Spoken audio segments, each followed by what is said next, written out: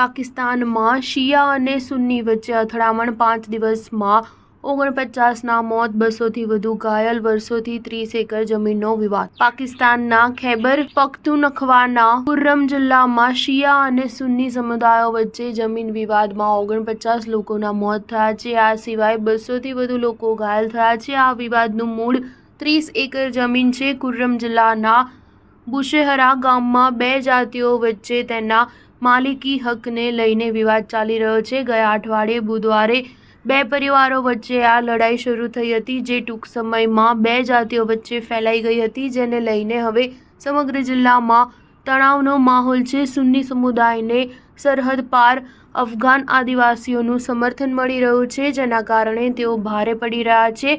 ખુર્રમના deputy commissioner જાવેદુલ્લા મહેસૂદે જણાવ્યું કે બે સમુદાયો વચ્ચે આ લડાઈ 6 દિવસથી ચાલી રહી છે. તેમણે અધિકારીઓ સાથે મળીને આદિવાસી સમુદાયના વડીલો અને અન્ય લોકોની મદદથી બે સમુદાયો વચ્ચે સમજૂતી કરાવી છે, પરંતુ હજુ પણ જિલ્લાના અન્ય ભાગોમાં ગોળીબારના અહેવાલો છે.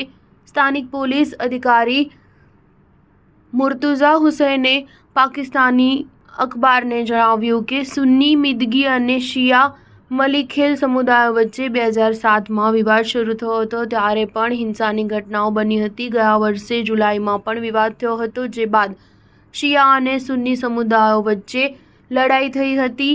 આમાં ઘણા લોકો માર્યા ગયા હતા. ગયા વર્ષે બંને પક્ષો વચ્ચેની લડાઈ બંધ થયા પછી તેમની વચ્ચે સમજૂતી થઈ હતી.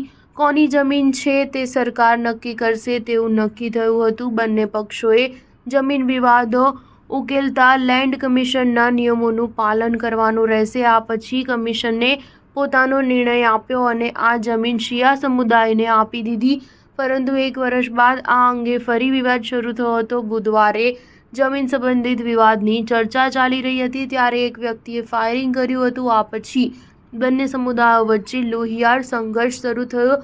ખુર્રમમાં હાલમાં 8 મોટા સંઘર્ષ ચાલી રહ્યા છે. આમાંના મોટાભાગના પાકિસ્તાનના નિર્માણ પહેલાંના છે. આ તમામ બાબતો જમીન સાથે જોડાયેલી છે. જમીન સુધારણાના અભાવે આ વિવાદ હજુ સુધી ચાલુ છે. જ્યારે પણ તેમની વચ્ચે વિવાદ શરૂ થાય છે, ત્યારે તે કબીલાની લડાઈમાંથી કોમી તોફાનમાં ફેરવાય છે. સ્ટાર ન્યૂઝ 7 હંમેશા સચ્ચાઈની સાથે.